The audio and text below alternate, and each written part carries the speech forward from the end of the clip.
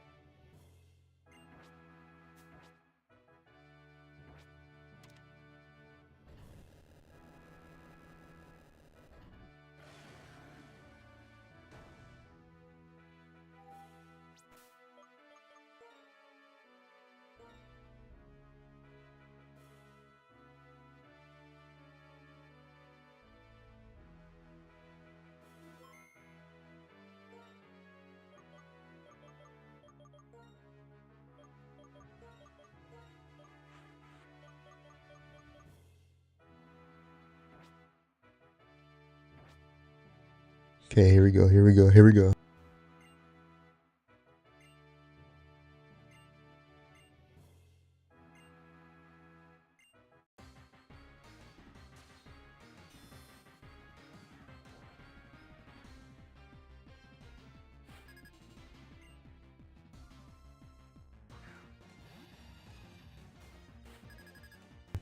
Foul play.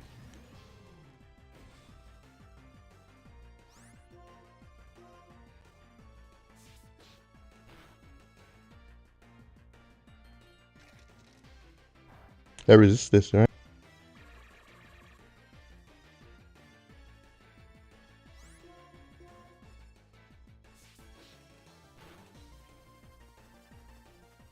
Oh god.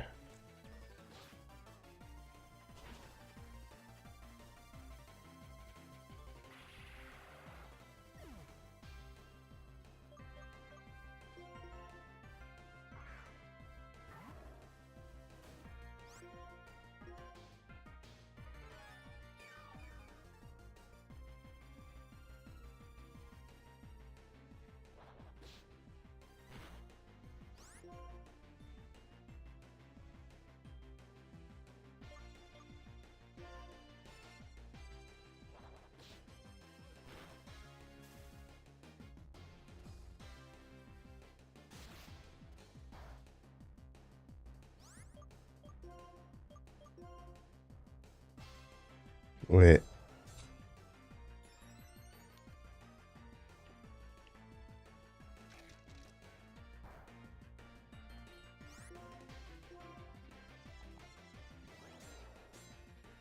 Yeah, I'm gonna pick Sardines 3 times.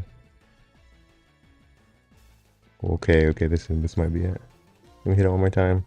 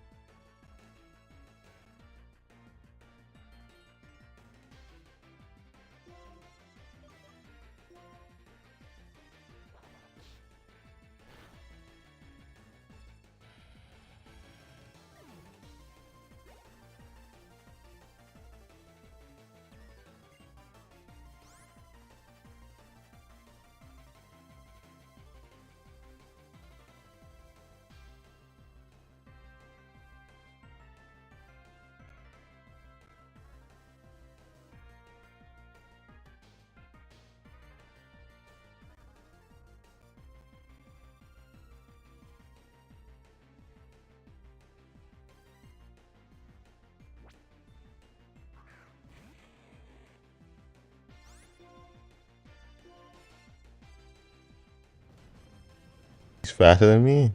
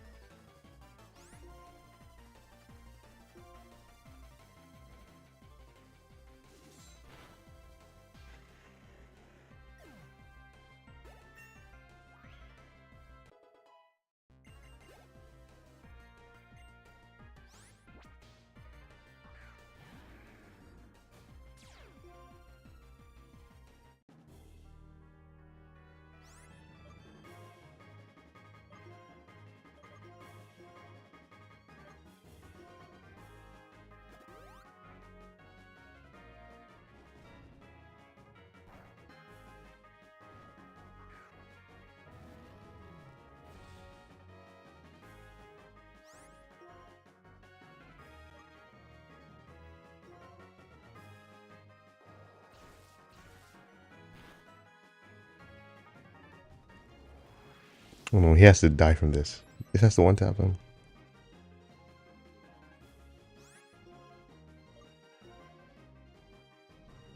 Okay, he's dead for sure. Okay.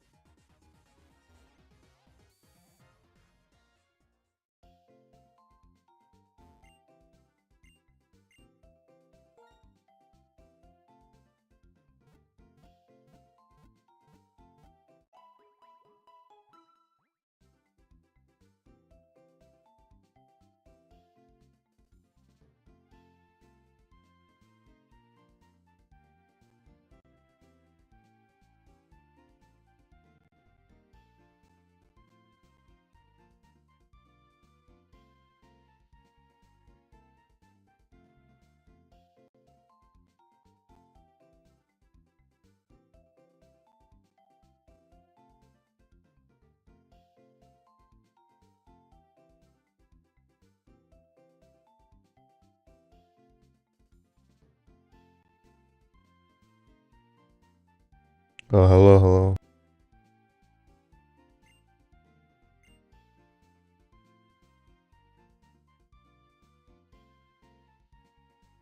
Just beat the dragon gym leader.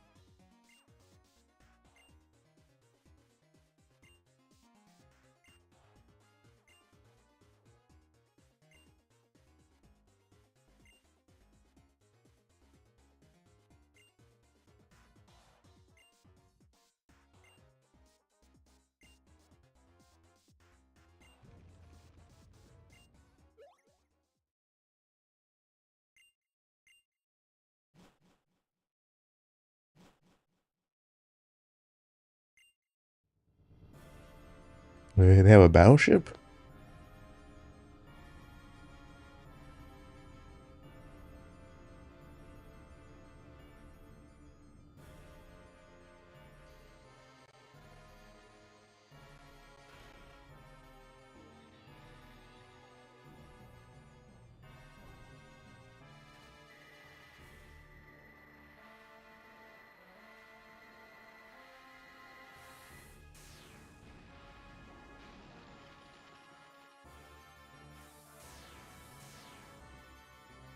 Probably X and Y.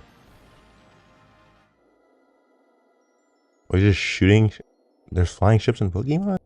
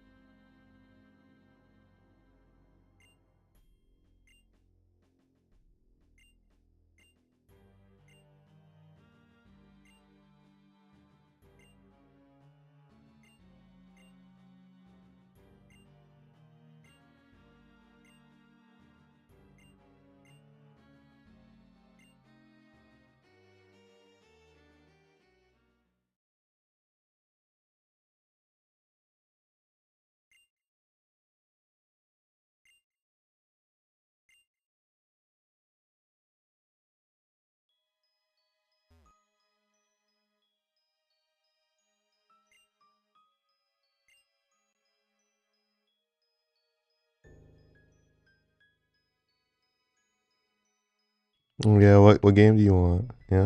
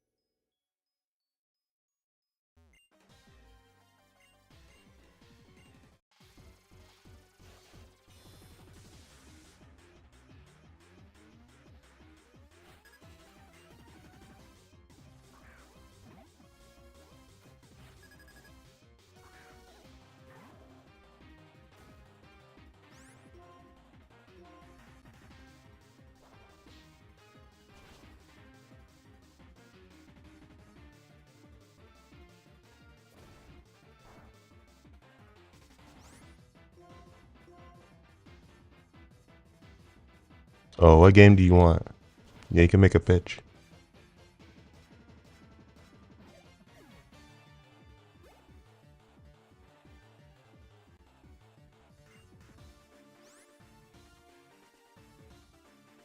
I don't have Titanfall 2. What the fuck?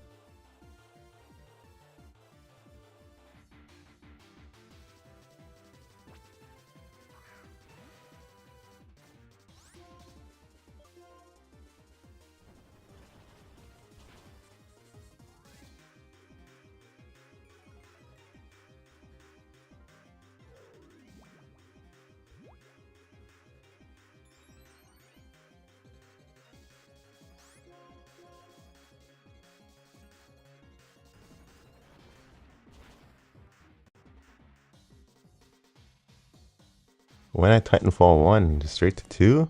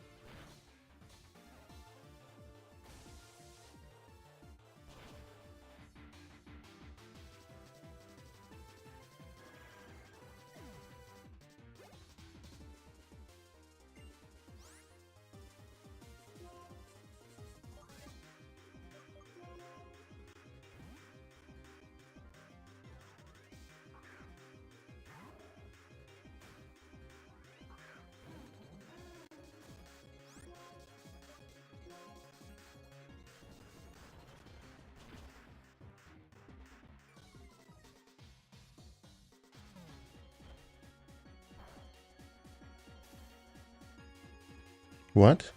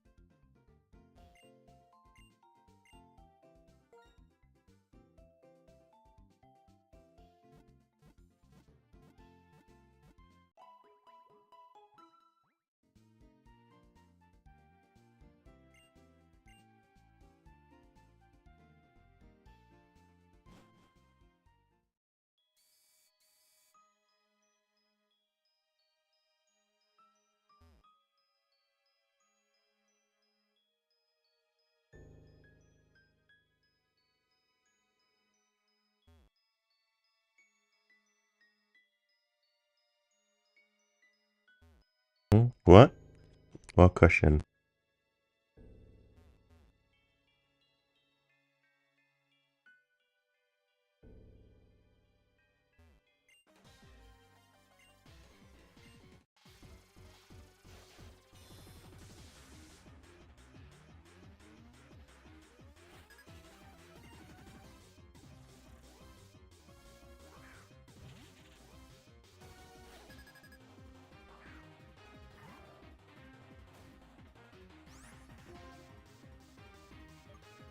It's a tough one.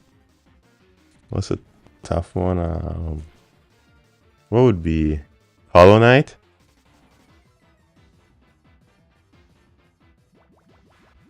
Just yeah, I think probably Hollow Knight.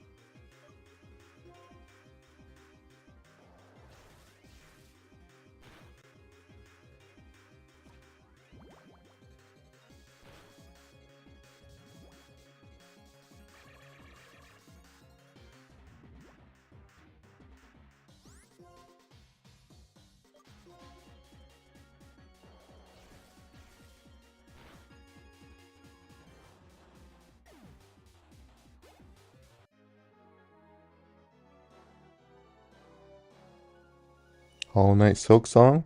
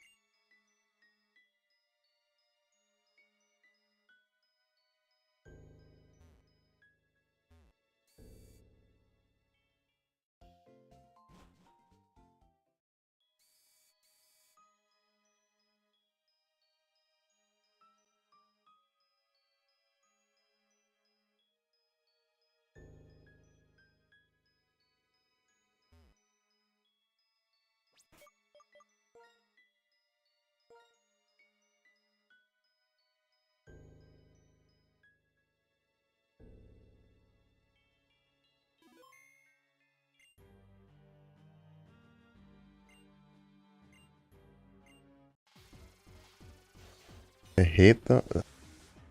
I don't know. I don't really hate games like that. What game that? I don't know actually.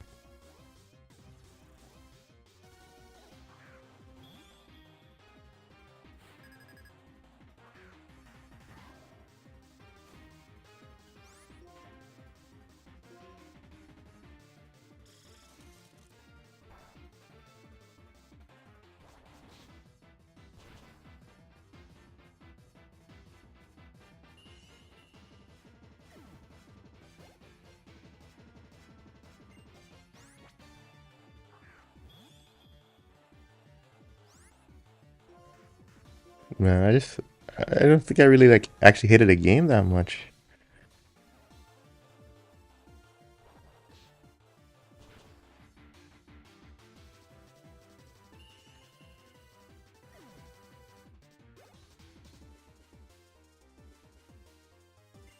It's a nice Pokemon.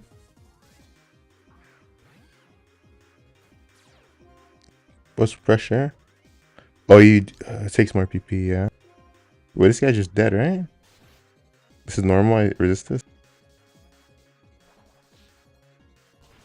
This guy's ice dark, right? You should just. Yeah, okay, yeah.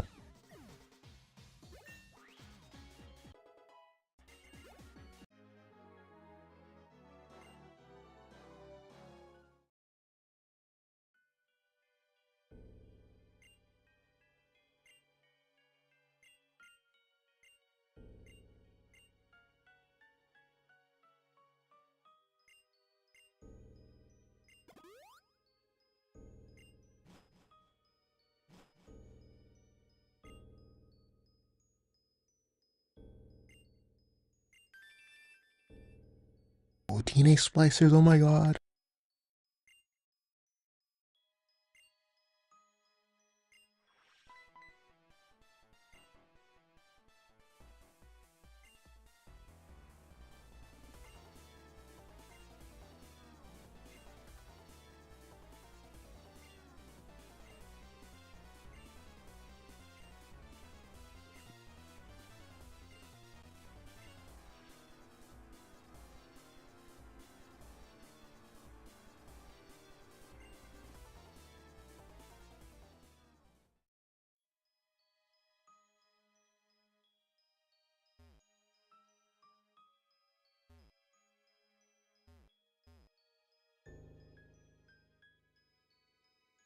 Where'd he go?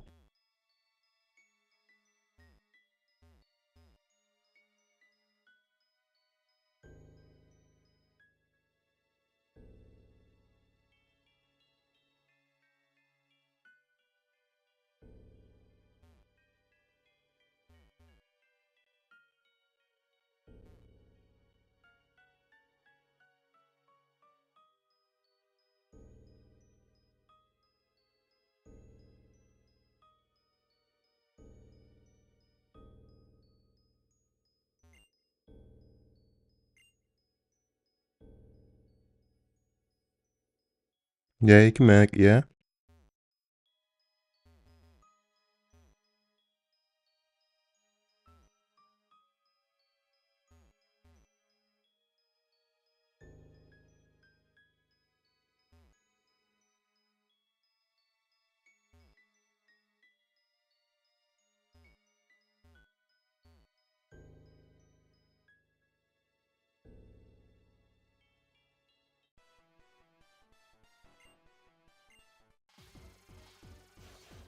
Oh, I don't know about that. What's that?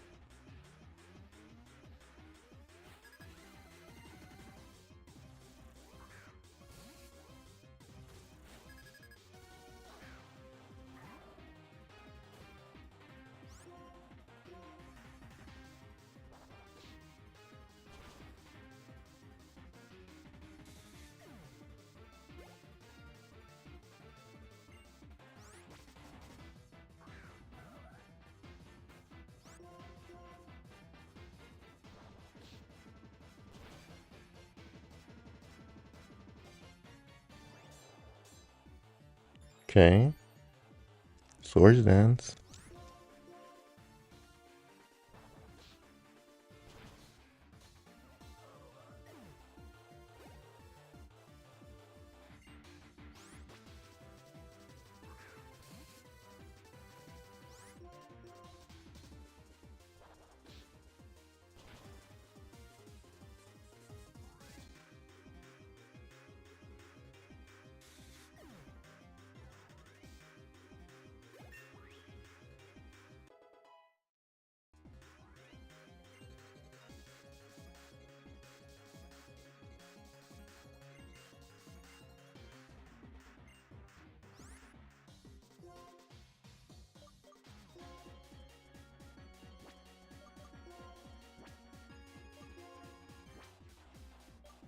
Calm Mind on this guy who's a physical attacker?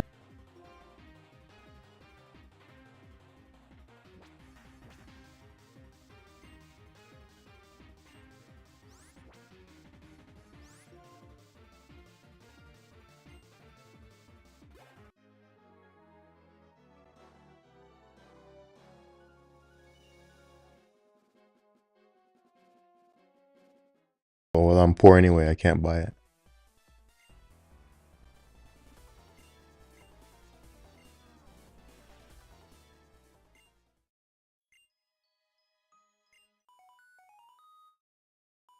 Okay.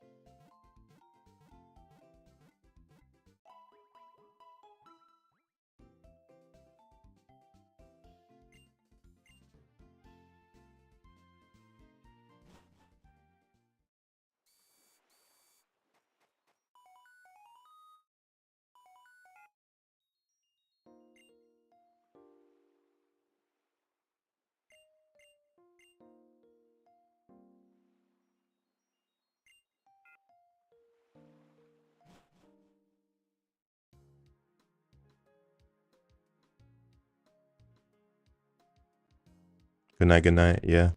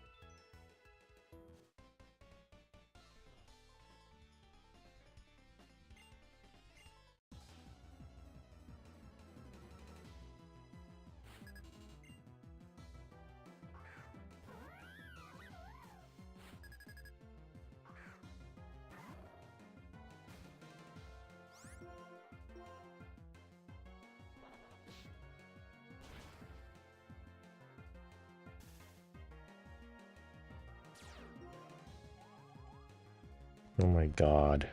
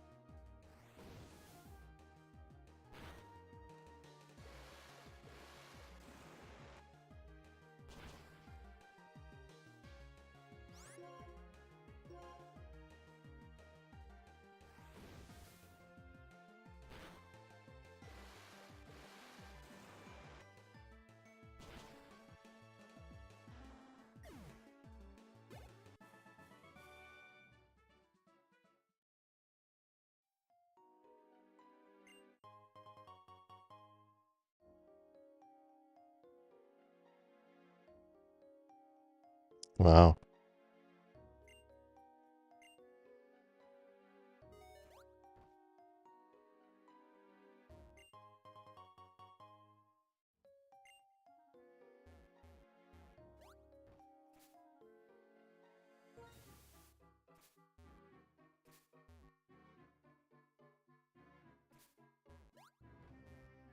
Good.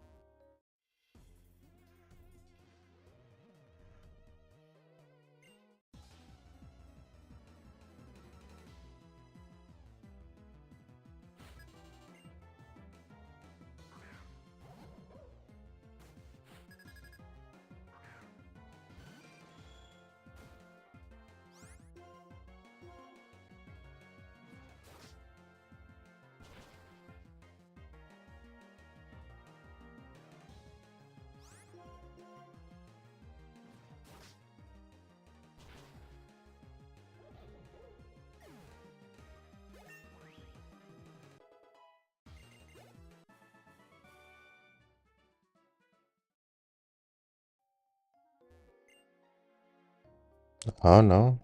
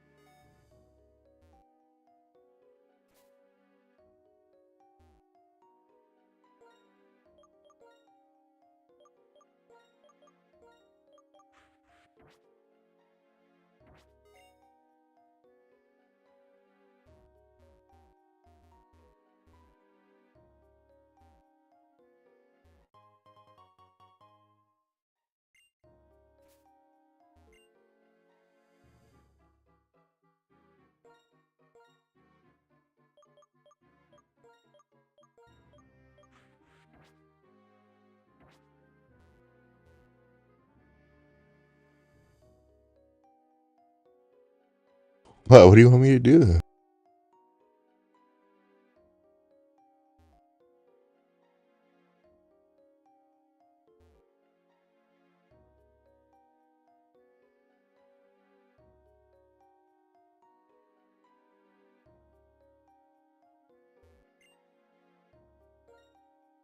It's late. I'll do it later.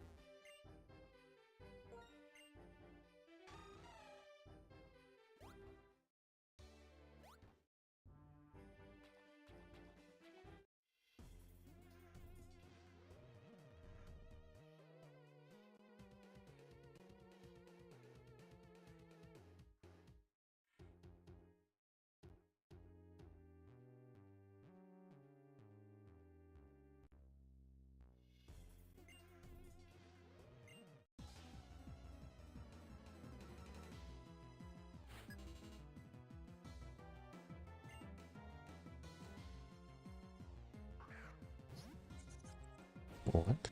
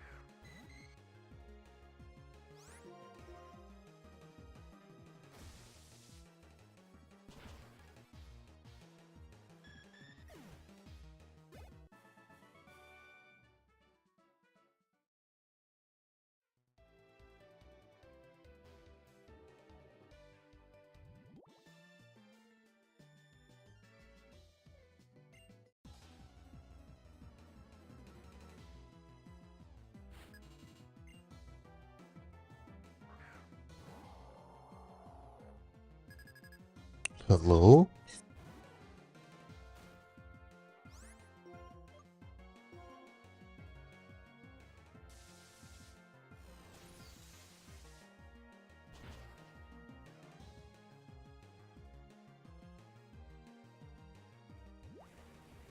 She didn't die?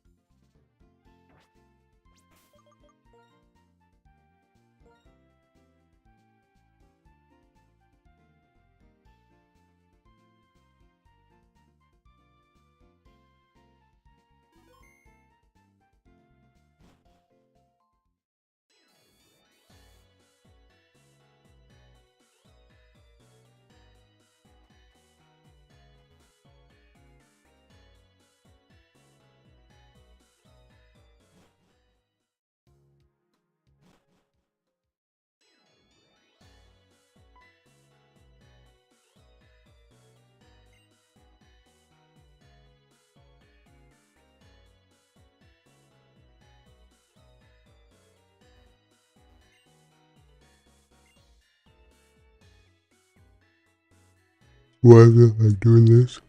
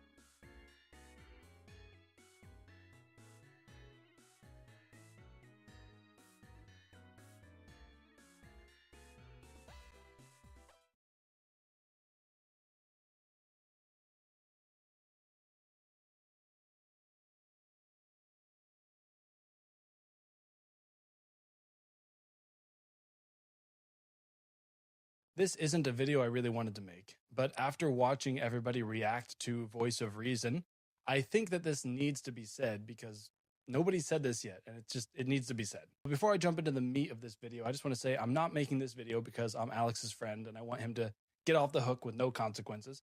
And I'm not making this video because I'm condemning the people who are responding to this and sometimes just voicing that there really needs to be consequences for his actions. I'm not doing either of those. I'm not picking a side here at all. I wish nothing but the best for Alex, and I wish nothing but the best for those who are critiquing Alex. But there's one mistake here that everybody's making. There's a lot of speculation as to if Alex is going to continue to make content, continue his ministry work, and in his apology video, even he seemed unsure about that. But here's the thing.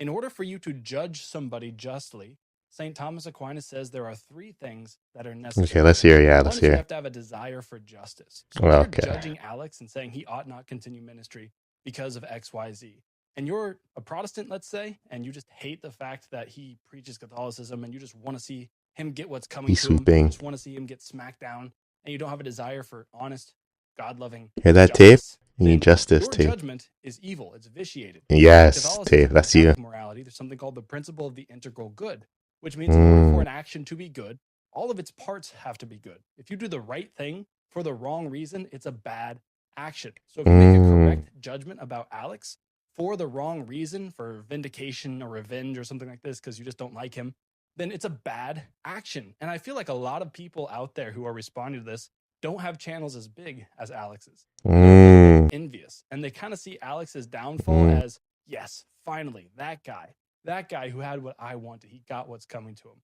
And there just seems to be this zeal, this joy that they're getting even from watching this downfall. That is not a good action. That is not how Christians ought to conduct themselves. Hear that, Be Tape? aware of that. In order for an action to be good, you have to have a just intention.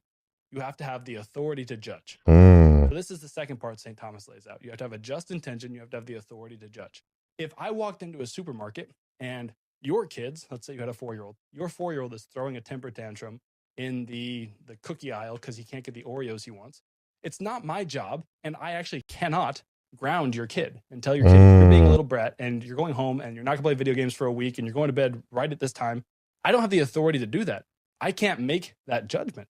And it seems like a lot of people who are responding to Alex are condemning him wholesale, telling him he can't do ministry anymore, can't do this or that anymore. You don't have the authority to make that judgment. You're not his parent. And I'm not commenting on if it's even prudent for him to continue or not. But the point here is that the people that have the authority to make that judgment are Alex's priest, Alex's bishop, Alex's spiritual director. Those are the people who are going to make that decision. And if they decide that Alex is okay to continue in his ministry, then you and I need to recognize that a rightful authority has judged. And even if we disagree with that judgment, it's not our place to tell them what they ought to have done. Just like in the supermarket, if you're not disciplining your kid, it's not my job to jump in and to take over and to ground him for you. Now, as a private individual, I disagree with that. I would jump in and I would ground him. I would. If you decide that you don't like what Alex did and you don't want to listen to his content anymore, and you don't want your family to listen to his content anymore, you say to your wife and kids, I don't want you watching his content anymore. You have that authority to make that judgment, and you can do that rightly. But just condemning somebody when it's not your job to condemn them, you don't have the authority to condemn them. That's something that we need to watch out for as Catholics. And the third requirement in order for a judgment to be good is that you have to Number do it 3. prudently. You have to do it prudently. You have to take into account all of the circumstances. And this is another area where so many people are failing.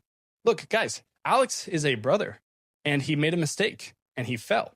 Perhaps he should be barred from public ministry, perhaps not. It's not my call, it's not your call, unless you're his bishop watching this. But the point here is that we need to exemplify Christian charity. St. Paul says that we need to have love for the brethren before we have love for anybody else. We need to make sure that we are welcoming and open and kind to our brethren first. And then by the way we treat one another, the world will see our love and be drawn to us. They know we are Christians by our love. So this is something that I see too, is people are just unnecessarily cruel or harsh or crude in their language when they're discussing this. Curiosity. Curiosity is the vice whereby a man seeks to know things that are either harmful or useless. An example of this would be if somebody spends 30 Real thing? Curiosity is a vice? minutes every day looking at the latest Taylor Swift gossip or looking at the latest, I don't know, Travis Kelce thing that's going on all the news.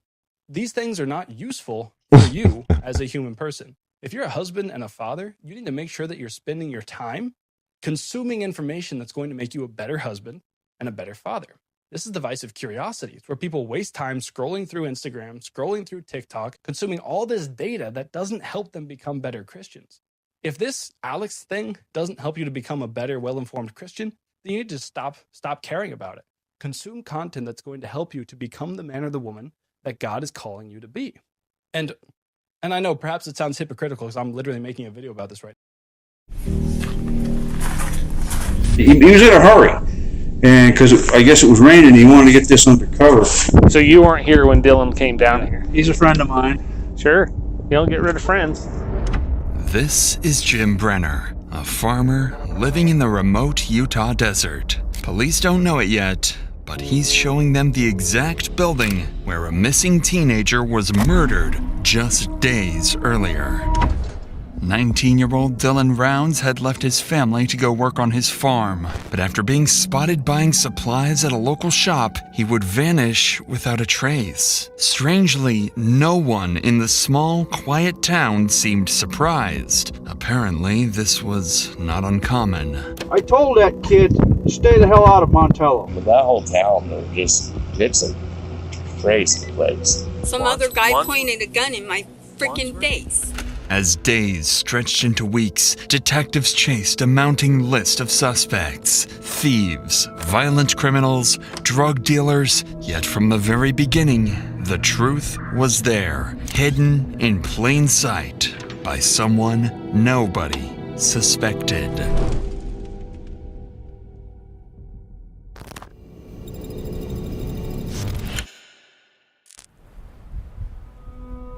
It all began on a quiet evening when police received calls from a concerned family member reporting their son, Dylan Rounds, missing from his farm in Utah. They had him anywhere. A deputy was dispatched to Dylan's farm to meet with his family, but on his way there, he was stopped by a neighbor of Dylan claiming he might know what happened to him. He's been hanging out over that bar in Montello, and I could give you some names of some scumbags over there. But he's been shooting his mouth off about how much money he's making.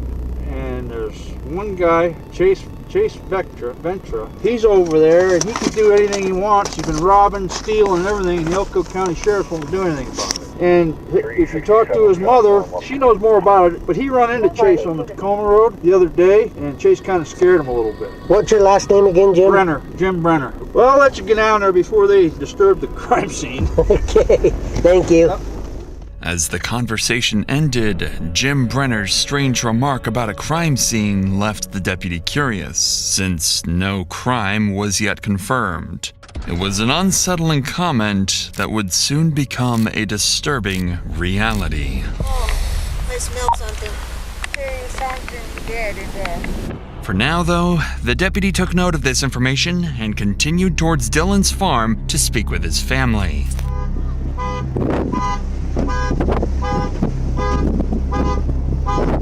No guns in there.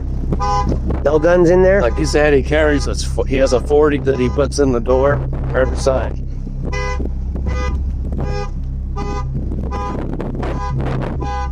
Did you just pop the back window? I broke it out.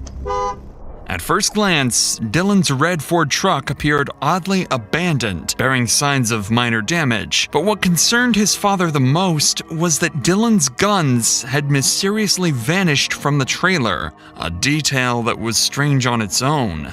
Wanting to learn more about Dylan, the deputy turned to speak with his mother. She had her own troubling information to share about Dylan's recent run-in with a local criminal. What does he farm for out here? Himself. What does he farm for? Grain or? Yeah, grain. Grain? Yeah.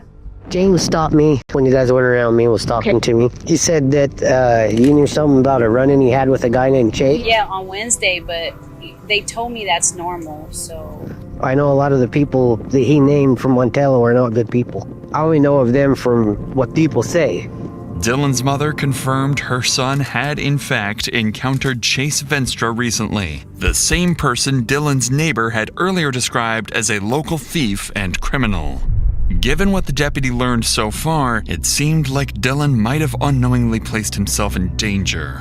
At just 19, he purchased 640 acres of land with his grandfather for an estimated $200,000 to $300,000 and built a reputation for his ambitious dreams of running a huge farm. But according to his neighbor, Dylan's confidence may have made him a target, as he often frequented rough local bars and talked openly about his financial success.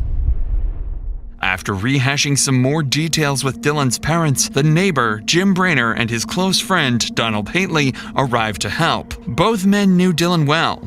Jim was living in a trailer near Dylan's farm and occasionally helped him with chores. And Donald was a longtime friend of the family and a supportive mentor to Dylan's farming ambitions. But unbeknownst to everyone at the time, both men knew something more about Dylan's disappearance. Something they weren't ready to share yet. I did get a few. Okay. Last location was 15.4 miles from the boat line tower, which puts him on this back road. So would that hit him walking? Okay, that's I know my son, and that's the shortest route to his camp. If he walked, that road ends right out there. If he walked, he would have come. Cops have no idea they're inside his murder shack. But that's his closest cell phone, Pete. Not in town, it's out here. Off of that road. The back road into the compound. Then we go down to where it is? Yeah. What time was that? Does it tell you? That was at 14:58. So right after just before 3 o'clock. Right after you left. So he must have pulled in right behind you, dropped off the grain truck, and I'm telling you, I bet you he took off walking. How do you get to that road from... So we don't have to go all the way back to Lucerne Pond and over? No, I guess okay. Following this lead, they quickly headed to the shed area to investigate. That's when they discovered the first troubling sign of foul play. Dylan's boots were found stained with blood, discarded about 100 yards south of the shed. The deputy immediately secured the boots to send them off for DNA testing and called another deputy to help search the shed and the surrounding property. However, they had no way of knowing that the biggest clue they were looking for was submerged 20 feet deep in a pond nearby. There's just some boots out there they've only been out there for a day or two. You didn't see anybody else around here? I left here about 1:30, went over to Don's, and I was there until about 9 o'clock at night. And when I come back, that truck was here. It's just one thing after another. But he's a friend of mine. Sure. You don't get rid of friends. Those two boots out there, they're brand new. Like they've only been out there. They're the same color leather as your boots, and they're the same ones he wears. So we're just curious of why his boots would be out there. Same size he wears. They've only been out there probably for a day or two. He might have threw them out there. Yeah, maybe he did. Well, does he know that's a dump out there? He does? He's got electronics and shit in there. Maybe, I don't know. Because like I say, he was here. He had to have been here. Brought the truck here. Yeah. That would make sense. Based on Jim Brenner's timeline, whatever happened to Dylan likely occurred between 1:30 p.m. and 9 o'clock p.m., the hours when Jim left the shed to visit his friend, Donald Hately. Police quickly verified Brenner's timeline with his friend Donald, who confirms that they had dinner together during that time. With Dylan's exact movements still unclear, deputies requested a helicopter to scout the area from above, looking for any trace of Dylan. So who owns this right here? That's the guy that he's a partner with. This is where he dropped the grain truck off. Where's this grain truck? It's backed into that silver building there. So the big one? Yep. You want to go up higher, Mike, or you could, please? Do a nice high orbit. You can look at everything with a camera, and then we'll come back down and see if we see anything with her. After a full sweep of the surrounding area, no sign of Dylan or any indication of where he might have gone was found. He's gone, yeah. It's over. In the following days, the search efforts continued, and Daniel's family, alongside local volunteers, joined in. But despite their best efforts combing through the area, they too came up empty. Attention soon turned to the local criminal Chase Venstra. Both Dylan's mother and his neighbor Jim mentioned a recent encounter between the two, making Chase one of the last people to see Dylan alive. Additionally, Chase already had a history of violent run-ins with the law, including a 10-hour armed standoff with police in 2016, and was well known in the area for all the wrong reasons. Luckily for police, Chase had an active warrant related to domestic violence. It was their perfect chance to bring him in for questioning. But when officers arrived at the house to arrest him, Chase was nowhere to be found, potentially already on the run from police. Officers quickly began searching the town, asking if anyone had seen Chase recently. Locals directed them to the Montello Cowboy Bar, a place known to be frequented by Chase. Following this lead, officers headed to check the bar, where they would soon learn that Dylan and Chase's encounter may have been more dangerous than anyone realized. But before we get to that, it's worth noting that incidents like these are not only traumatic for those directly involved, but they can often have the same effect on music turns in today's spot be matched backlash to the off how Dylan's at that month and get 10% off your first month of therapy. With that said, let's get back to the officers at Montello Cowboy Bar, where a conversation with the locals was about to reveal how Dylan's encounter with Chase may have turned violent.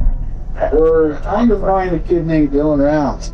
Oh, I know. We got locals out here looking for him, too. Oh, they went out that way because he was out to loose end. I was hearing Kurt say something about he had a conversation with that Chase kid. Yeah, that's who I'm looking for. Where do we find him? I'm kind of worried about it because if Dylan did walk back from where he left the grain truck and Chase got a hold of him vulnerable, you know what I mean? Mm-hmm. He's walking back, something bad could have happened because there was a bad injury with a kid just out here that got his face smashed in by the butt of a gun, and the whole camper shell was all bashed in and stuff. Where do we find Chase?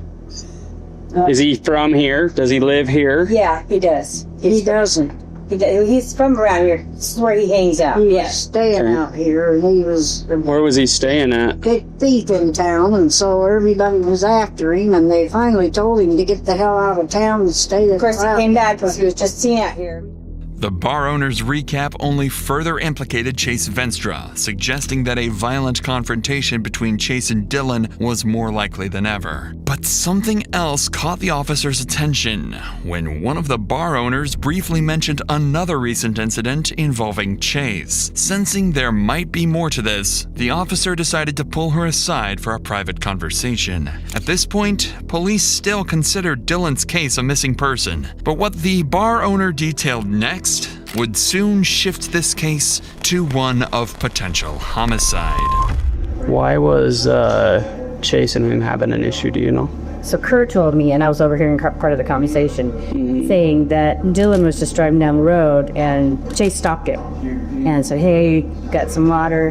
He was like, "Hey, do you know Kurt?" Da, da, da. And I guess they got an altercation about that because Chase is like, "Kurt's an asshole," da, da, da. And Dylan was like, "No, he's not. You know, he's a good guy. I work for, I do work for him, blah, blah, blah." There was an altercation. Then he went on his way. And I believe, if I'm not mistaken the conversation, that was the same day that he drove the grader, the grainer over to wherever and then whoever was there couldn't give him a ride back, so he possibly walked. That's all I know about the conversation. How does the kid getting hit with the butt of a gun, does that figure into this at all? I think it does. I think there is some, because now we're talking violence. Yeah. So this kid let his property go. He stopped making payments on his property because he's so scared.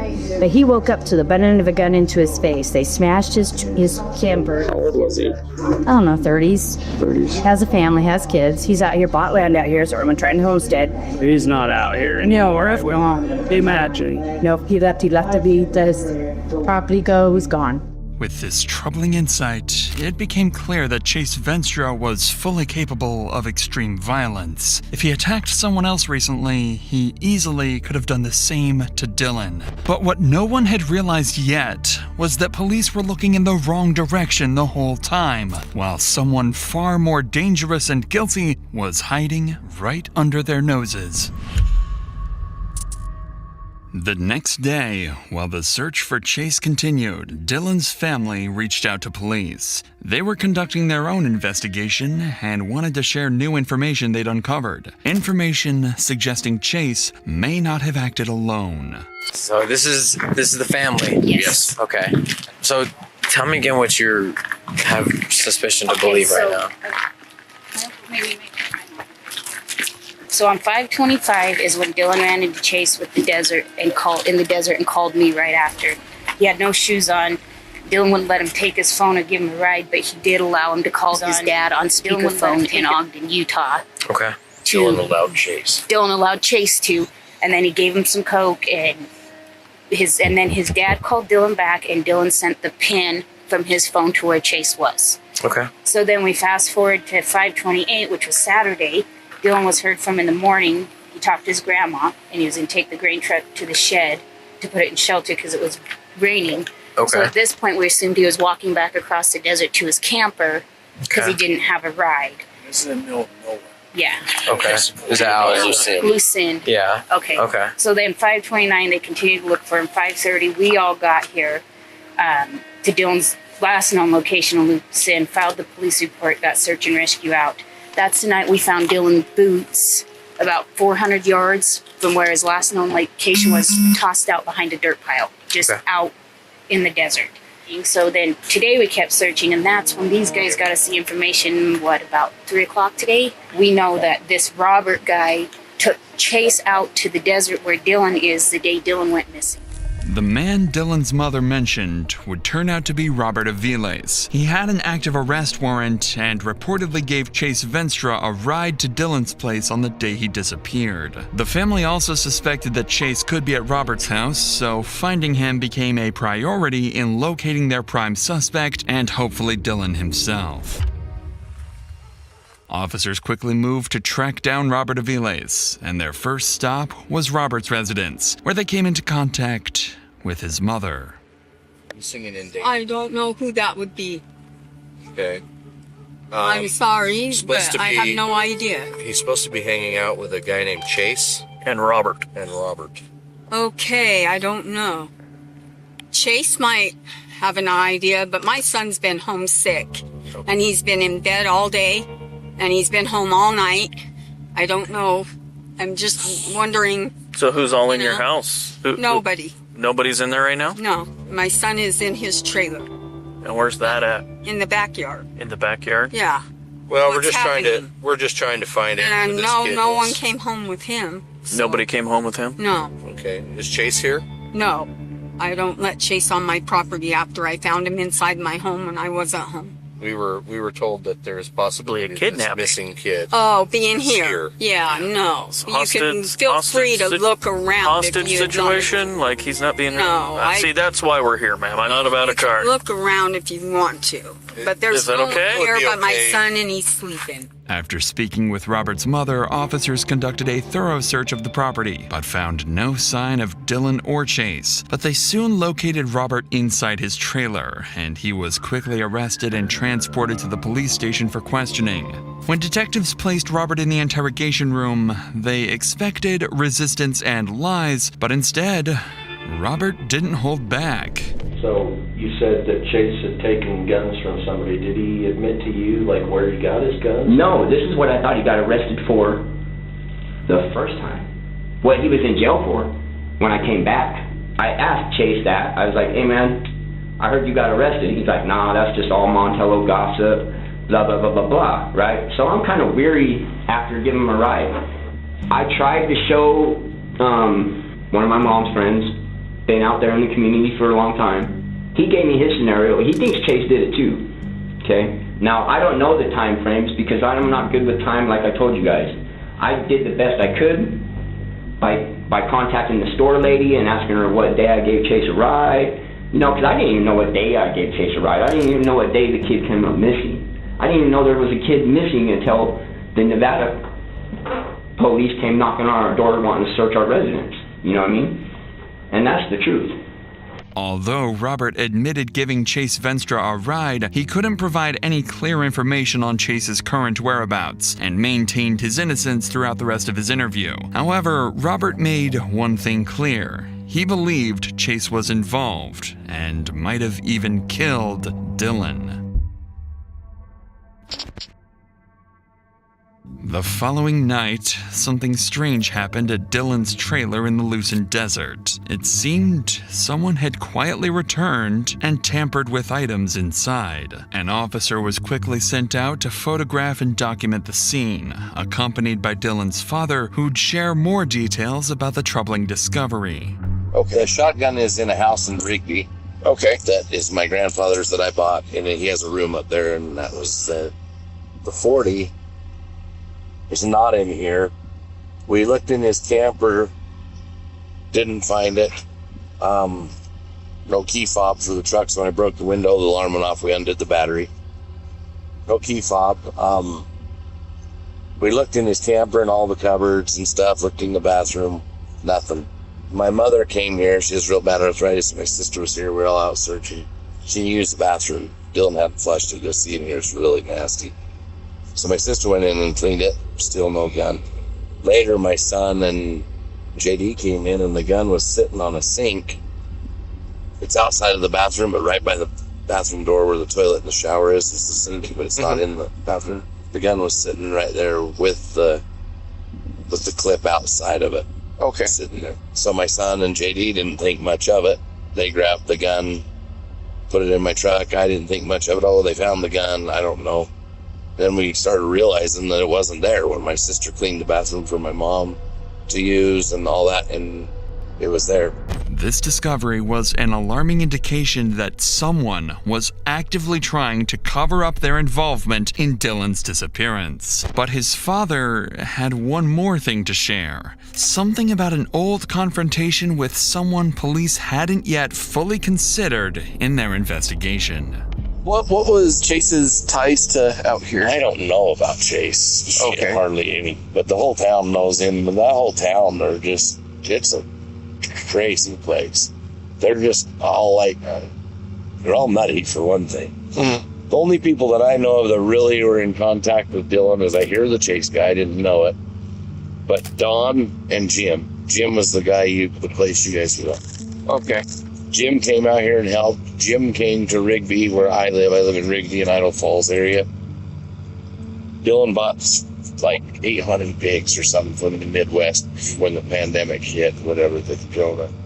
They brought them to my farm and I was pissed. And Jim was there and I unleashed on him, told him to get the hell out of here. He called Dylan and told me he's going to blow my head off. Dylan called me, he got all mad. So when I found out he was going to blow my head off, I had to go see. And he's walking down the lane of the farm with a big old pistol, and my dad calmed him down and calmed me down.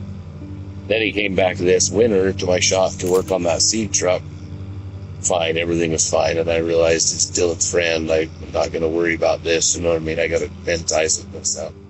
According to Dylan's father, there were no further escalations after his confrontation with Jim Brenner at the time. At this point, no one had any real reason to suspect Jim Brenner or Donald Hately. After all, they'd been actively helping the family, joining search and rescue efforts, and fully cooperating with police. However, the confrontation described by Dylan's father was serious enough for the officer to take note of it. After leaving the scene, he passed this information to detectives, prompting a deeper look into Jim Brenner's past, and what detectives uncovered wasn't entirely unexpected. A criminal past including convictions for aggravated assaults and multiple weapons charges, as well as a pre-existing federal active warrant for being a restricted person in possession of a firearm. Brenner's violent history and his close proximity to Dylan's farm were enough for detectives to flag him as a person of interest, alongside their primary suspect, Chase Venstra. The following day, officers moved quickly to serve Brenner's arrest warrant and bring him in for questioning. They soon spotted him casually heading back towards the grain shed with his close friend, Donald Hately. What could I do for you guys? Well, we just had a couple things we wanted to talk to you about. We're still trying to figure stuff out, and just have you guys heard or seen anything these days? Anything new? This trash over here. I know names, I know people, I know but nobody seems to want to listen to me. I get you a seat. They're the ones coming over stealing shit. Are they? Yeah. Chase Vestra. Chase Vestra and Robert Avilas are the one that robbed Michael Moore up here. But everybody keeps saying, that's we need to find Dylan. You need to kick freaking rat's nest over there open, and people are going to start talking. That's the only way you're going to find out about Dylan. There's a warrant for your arrest. I'm going to let you know about it right now. From Maryland? So we're going to pick you up and take you to jail with us. Oh, God damn it. So what I want you to do, I know before you talk, you place your hands on your head for me. Interlock your fingers, okay? Jim pointing fingers at Robert and Chase was understandable, given witness statements and allegations. But Jim's own criminal past and proximity to Dylan made him equally suspicious. Detectives transported him to the police station, planning to use the unrelated warrant charges as an opportunity to question him further about Dylan. Though they didn't expect much new information from Jim, this routine questioning was about to lead to an unexpected breakthrough. The warrant has been issued, and we're obligated by law if we found that service. I don't know if you realize this, but there's other bigger problems going on over there than this. Here to talk to you about that warrant. You just got brought in on that warrant. Okay. We would like to talk to you about the other things that are going on out there. We've got kids. I understand that. I know them better than you do. I work for them. That's why you're one of the reasons why you're sitting there. Yeah. Because I know you know him. Dylan used to go in the bar and been bragging about how much money he's making. Dylan never carried money on him. Bought everything with a credit card. But if he did have $1 in his wallet, he wouldn't give it up. And I think this is a strong arm robbery. Somebody thought they'd see this little 5'5" kid, and they think they figured, we're going to get this guy. We're going to rob this guy. We're going to intimidate him. Dylan don't intimidate. With the strong arm robbery, who do you believe did? Chase and Robert Avilas. Is there any reason anyone would say you did it? If I did this, I'd be one sick son of a bitch. Well, there's got to be somebody that's some sick son of a bitch somewhere. What about Don? I've known Don for over 2 years, and Don's gone out of his way to help Dylan just like I have. As expected, Jim Brainer's statements remained mostly consistent, and he appeared genuinely convinced Chase Venstra and Robert Aviles had something to do with Dylan's disappearance. But Brainer had more details to share. Details about Dylan himself and the dangerous individuals he was attracting. Another one, Robert Lee, just did 10 years in prison for strong arm robbery.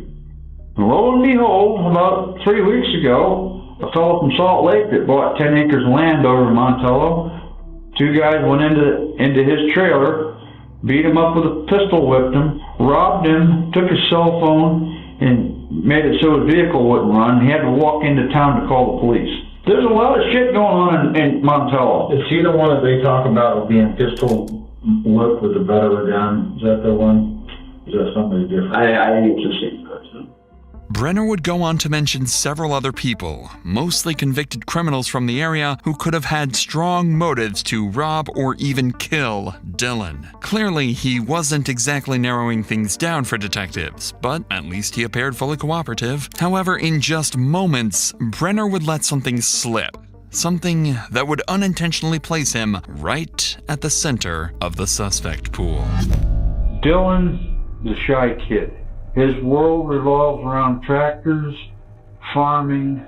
I mean, he had a couple guns that his dad gave him, and he had a shotgun, and we found that's up in Rigby. But he always carried that in the back seat. And the pistol he had, they found that, and he was afraid to keep that loaded. He used to keep the gun in the console and keep a loaded magazine. And I told him, I said, Dylan, you either need to learn how to use that thing or put it somewhere. I said, that's going to get you killed. And it's a little late for that, but I was telling his dad. Go ahead and step away. There's something dead in there. Yeah. Yeah, he killed it, poor baby. He killed it. Yeah, so this is the only one that you found, huh? Okay. Yeah, but it wasn't like this yesterday, though. Okay. Somebody came and opened it. Yeah. So how did it look like?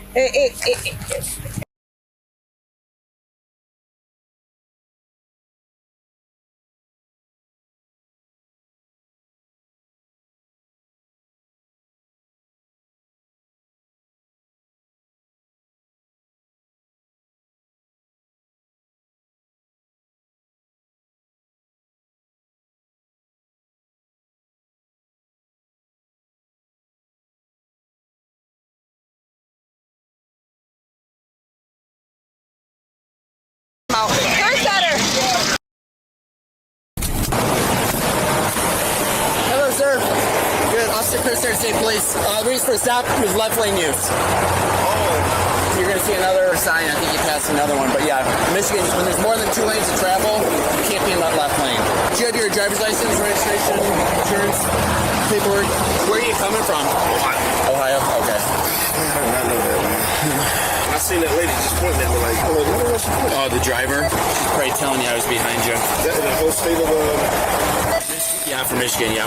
Left lane, dog. Though it may seem clear that trucks must follow these signs in Michigan, many drivers wrongly view them as guidelines. In states like Ohio, where this driver is certified, the law does not exist, at least at the time of posting this video. The confusion stemmed from the 1988 law lacking a consequence clause, leaving no clear standard for officers to cite truckers. In 2021, the law was amended to classify the action as a civil violation, giving officers authority to stop and cite drivers. Despite the change, lawmakers and news reports through 2025 still indicate police cannot yet enforce the rule. Months after this very incident, Representative William Bruck explained why he is amending the law again in Michigan. We've all faced the frustrations of driving on the freeways, and especially when there's heavier vehicles that are just in front of you. And so for this bill, it simply says that if there's a freeway, limited access freeway, 3 lanes or more, that left lane is restricted from heavy truck traffic. Representative Bruck's amendment likely aims to use clearer language by defining exactly what drivers cannot do, rather than stating what they are allowed to do. Instead of requiring trucks to stay in the right 2 lanes, it now explicitly bans them from the leftmost lane, which has the possibly unintended effect of permitting truckers to use more lanes. And I have to give a lot of credit to MDOT. Gave us a lot of help and assistance in making this bill, as well as the MSP and their direction and getting their neutrality, I should say, on this. Currently, our state law, there's many signs. You see signs that say truck traffic, right 2 lanes, but there's no mechanism within our state law that allows them to actually enforce that. You're like the 3rd guy this week that did that, yeah. Where's that sign? You're going to see them. Yeah, they're on the right side. It'll say trucks use left 2 lanes. Officer Kerstetter proceeds to conduct what appears to be a level 1 inspection, the most intense inspection a motor carrier officer can do. After inspecting the truck, its cargo and paperwork, Officer Kerstetter returns to his vehicle. Over 40 minutes have passed, and in that time, 4 large trucks have illegally used the left lane, about 1 every 10 minutes, a rate state police aim to reduce through stops like this. Unfortunately, Officer Kerstetter does not see what happens next.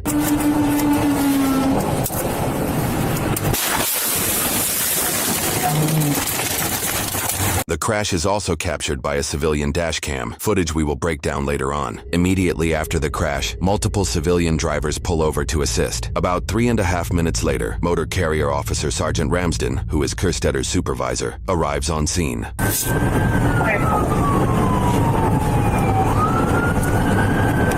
Left or right shoulder? We're trying to find it on camera. I don't know if it's on the shoulder or blocking.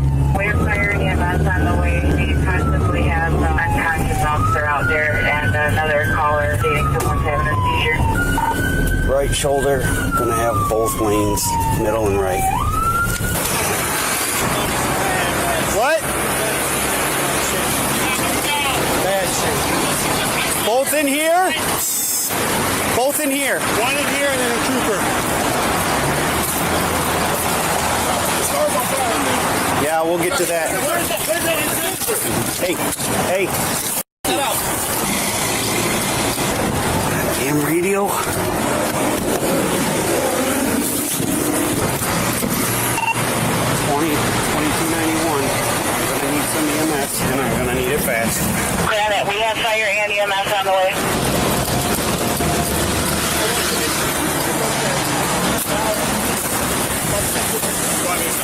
Don't touch her. I swear I was wearing my horn as I was pulling by. Can you guys just stand over on the shoulder for me, please? Ramping out from the left side here in a second.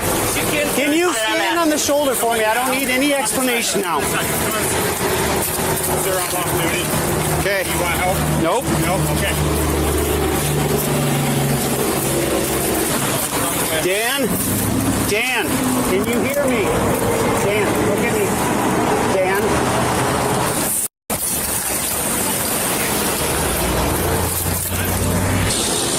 Morning, I got 1 unconscious victim, not breathing, no pulse. That's right. And Officer Kerstetter is unresponsive. Clear on that.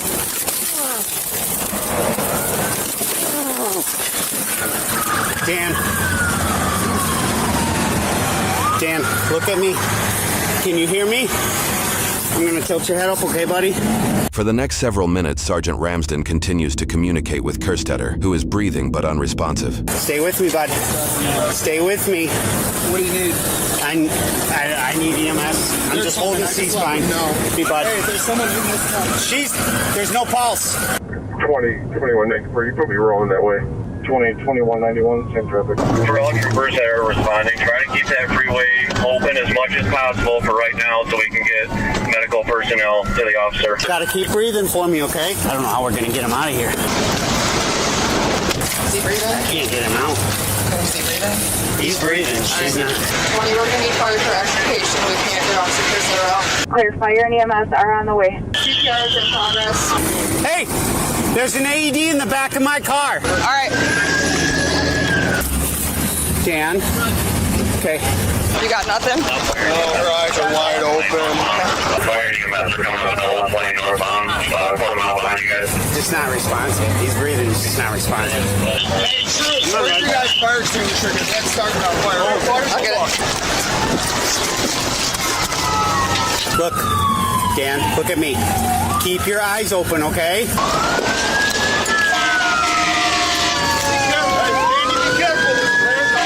Great.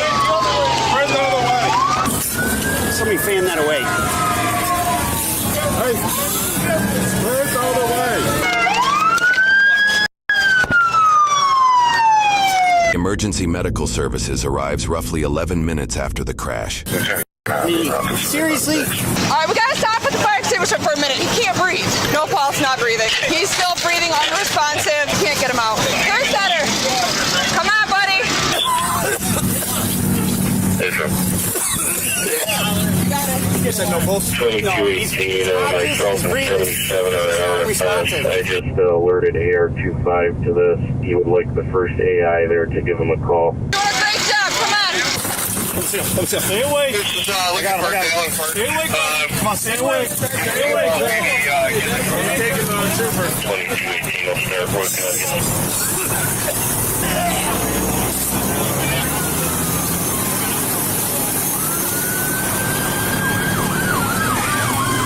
They're going to be using their jaws right now to get him out. Officials use the jaws of life to free Officer Kerstetter.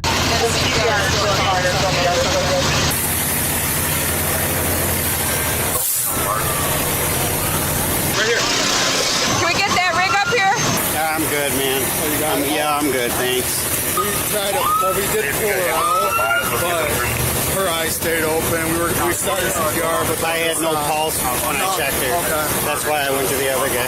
Go, go, go, go. Go, go, go, go.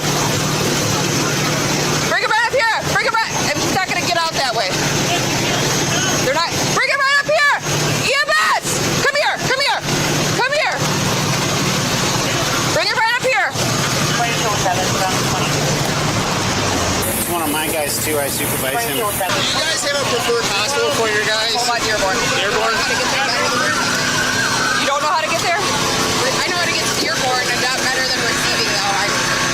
As of right now, receiving, you're going to take this. If you're going to receiving, I know how to get like off the exit and everything. It's just getting into there. Okay. All right. Do you need someone to take you? I mean, we're not going to wait. I mean, if they're going to, they're going to fly. We'll escort you there if we have to. Man, seriously? They're going to go to receiving with him. She was like, I don't know how to get her once I said, we'll escort you. I'm following them with him. Okay, so if you want to get him to receiving? Yeah. Okay. Okay, well, if we can get him out, can we just transport him? Yeah, I don't know how long it's going to. Yeah. The bird's already en route, so whoever gets him out first, if he gets out in this rig, we're going to escort him down. Yeah, Dan Kerstetter. Do you have any other information on him? Yeah, come with me. Stetter. Sarge, I know you're busy. Do we have someone going to this house? Here's his spouse's name. By the time we get him out, we're going to have to wait probably 40 minutes for a chopper. So we don't want to do that. So We're not waiting. they said receiving, though. They're not going They can go to receiving. Sure. We're going to escort him there. Hey, heads up. We got to take Kerstetter to receiving. We're going to have to help the ambulance get through all this stuff. So it looks like he's getting all his. Okay. You guys see both his hands? I just want to make sure they're clear. That's all. His hands are clear. Meaning like he didn't grab for his gun because he's in fight or flight. State police then strategically escorts the ambulance by blocking traffic along the way. DPD's got it shut down too, so when you guys are rolling, all the intersections are closed to receiving. He's on the stretcher. Yep, it's all clear the whole way. They're going to be scouting and blocking intersections. Yep. Station 20, DPD's going to have MAC shut down all the way to the hospital. MAC and 75, we know you're coming from the south, so they'll have that locked down. In the air, 25, no prepping, Russian bridge. If you guys want to block the intersections, it's going to be the private EMS that's rolling out right now.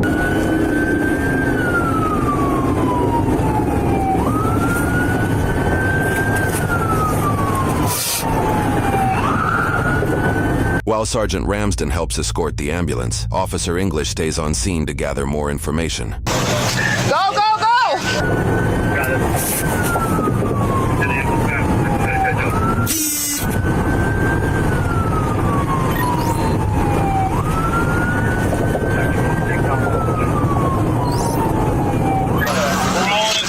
If you guys want to block it.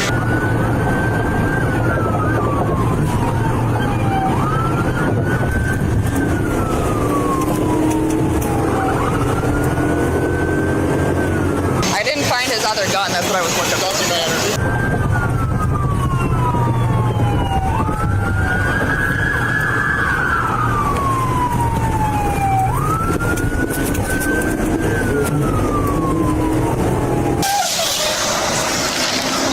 You okay?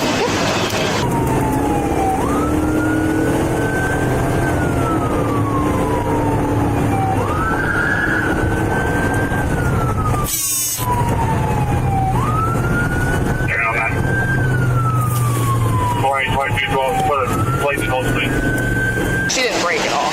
We had reports of her doing something. They said she was having a seizure. If that's actually what happened or if it was after the fact. Personalized.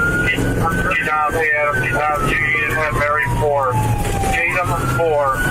Break. Can you run the please? Number hour, please. Where's Jimmy?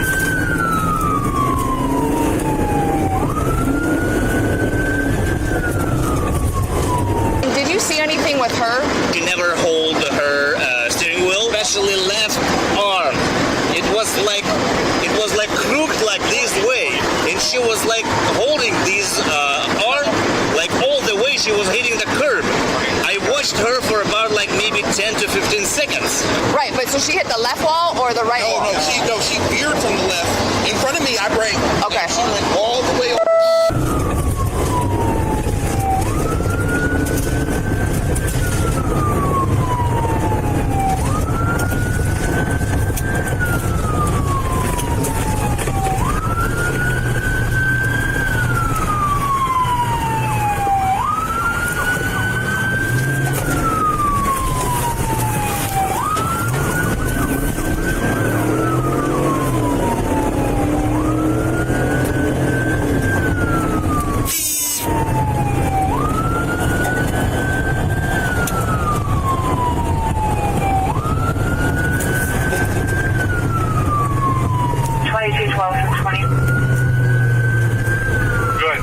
They get Kerstetter to the hospital just 35 minutes after the crash. Yeah, he's breathing, good breath signs, good heart rate, good pulse. Hey, well, we're at the hospital right now. He's in and out of consciousness. He was breathing when I got on scene. Hold on, let me calm down here.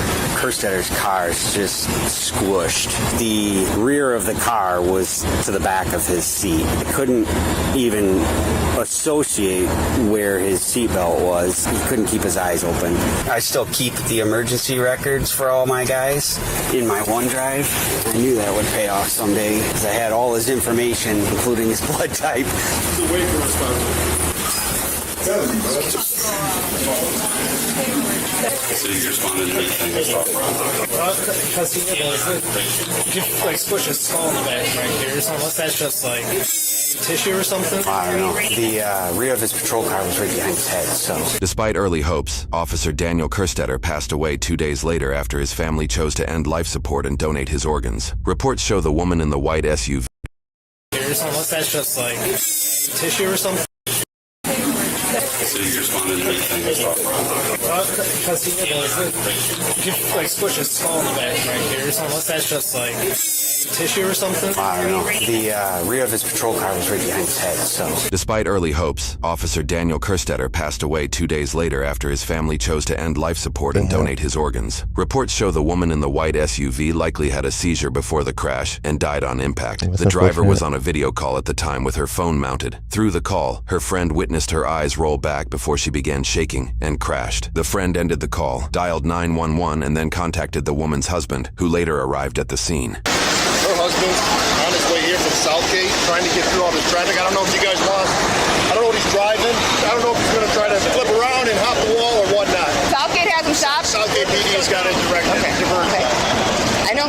I'm gonna talk to you, okay? But I want you to take a deep breath first. In short, police reports indicate the at-fault driver's husband noted she was on some sort of medication, though details remain private. So, what I'm gonna do is I actually want you to go to the hospital so that you can speak with my officers directly that are there, okay? I'm gonna preface this with drive safely. The woman did not survive the crash. A blood test showed no alcohol or drugs, and her identity has not been released. Dashcam footage collected post-incident shows a white SUV driving erratically for about 40 seconds before crashing into the cruiser.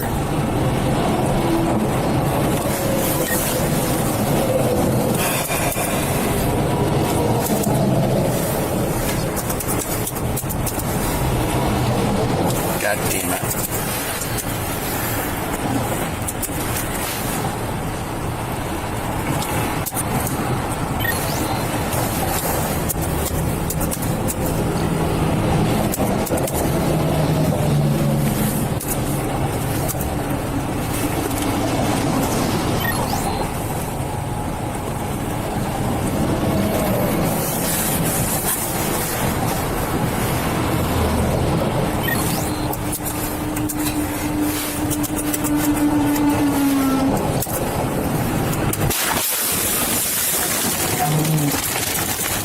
Crash reports say the SUV was going about 90 miles per hour. On impact, witnesses saw the vehicle lift off the ground. In the end, it was deemed an accident of unfortunate circumstances, and no criminal charges will be filed. Kerstetter's funeral revealed more details about his life, family, and dedication to the force. His pathway to law enforcement and to the MSP was unique, given the fact that he was in his early 40s. It is unfortunate that his call of duty was cut way too short at the age of 45 and just shy of 2 years of service. My brother's legacy is not just in the badge he wore, but in the countless lives he touched. He was the first Michigan State Police motor vehicle officer killed in the line of duty, a testament to his bravery and sacrifice. Thank you to the countless troopers from all over the U.S., North Carolina, Iowa, Illinois, Missouri, Connecticut. He would be. I take great comfort in loved him. You changed my life.